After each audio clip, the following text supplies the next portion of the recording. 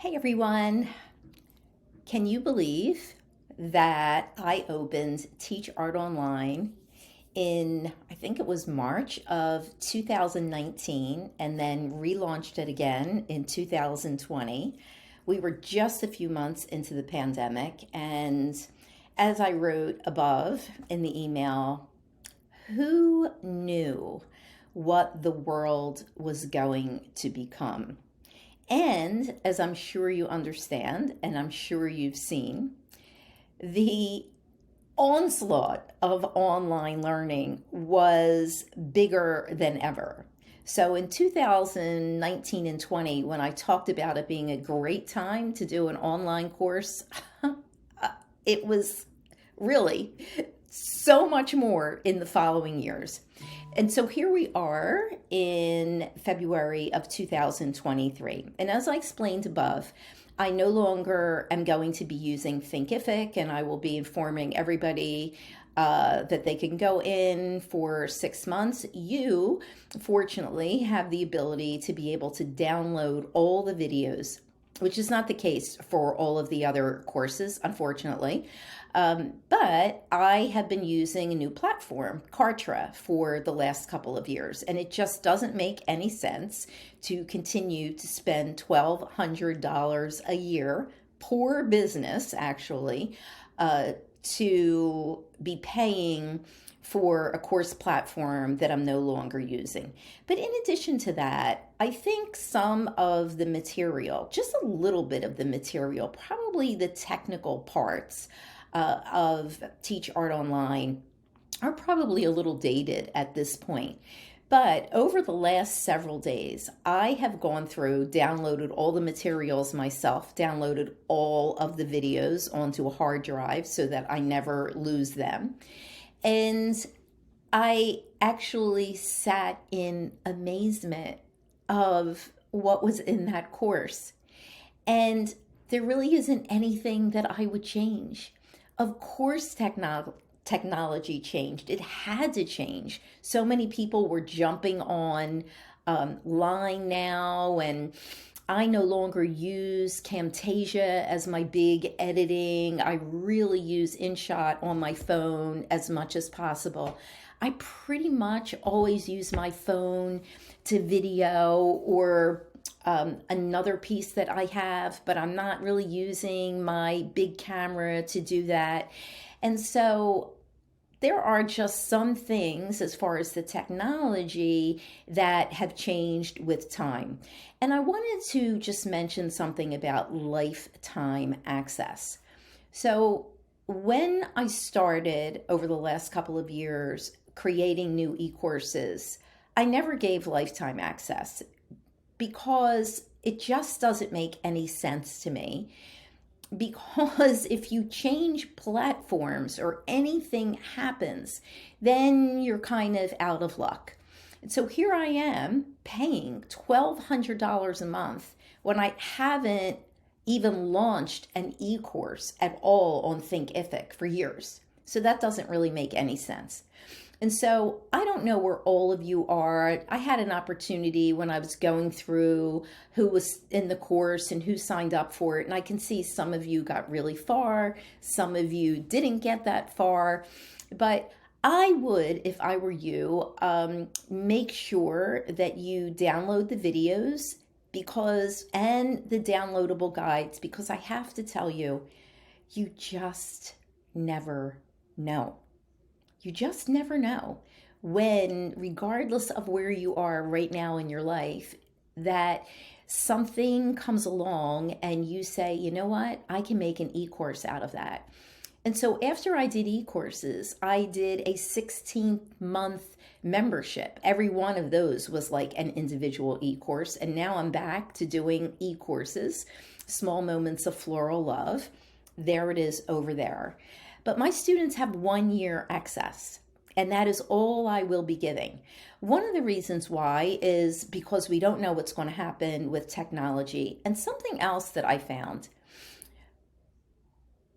if someone has extenuating circumstances, that's a whole different story. But I know there's many people, me included, that will just buy an e-course And I know if I have all the time in the world, there really is no sense of urgency to get to it. And so I just decided that I have taken classes that were lifetime access, and they were just like on the back burner. If I ever got to them, great. But the courses that I knew that I only had for a year or 18 months, those were the courses that I really invested my time in. And the other thing, business wise, thinking about teaching our courses online, is if people have lifetime access to a course of yours, then maybe they're not so quick to take another course. And so I had a lot of reasons why I did it. But when I went through and I looked at finding your ideal learner, everything that was in module one, it was amazing. And then module two, positioning your e-course, module three, bringing in lesson plan design, how to create your e-course, your content design, for filming your technology. And while some of those things are not very, like trendy right now, making connections online and talking into a camera and presenting yourself and all of that, none of that changes because it's all about connection, all about connection. Back in module one, I remember just reading again the slide decks that I made that are all downloadable for you besides the workbooks. And I remember the most important thing when teaching an e-course, and that is, and it will always, always be, the promise of transformation. And so when my students started out here taking this class a couple of weeks ago, my goal for them was that they would learn, they would go from kind of not knowing anything, A, to Z, or maybe close to the end of the alphabet.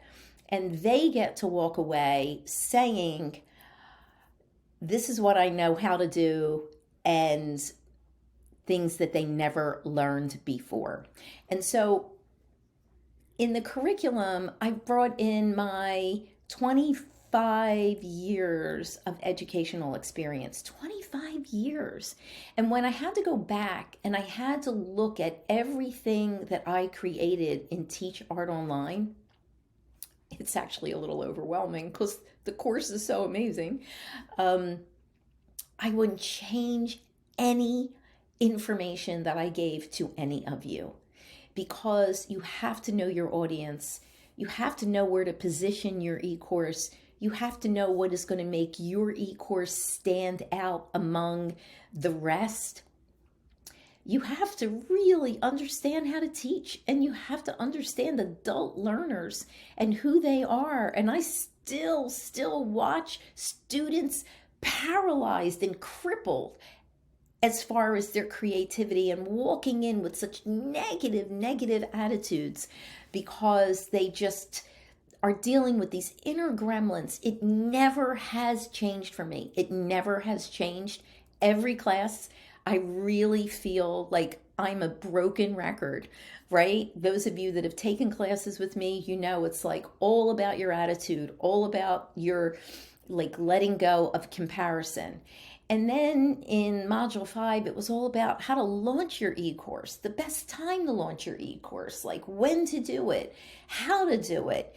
And then in module 6, about building a thriving learning community and how much time your students need to commit.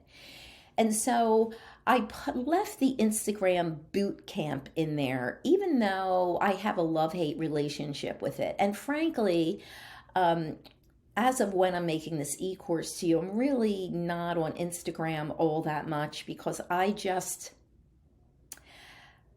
don't want to have to entertain. And I know that the whole idea of Reels is that everybody gets to see you doing your art and all of that, and that's great. And maybe if I started out like that in the very beginning, but I got rid of my Instagram account back in June, and I had thousands and thousands of followers, and now I don't. And it's kind of like starting from scratch. So I ask myself, is that what I want to do?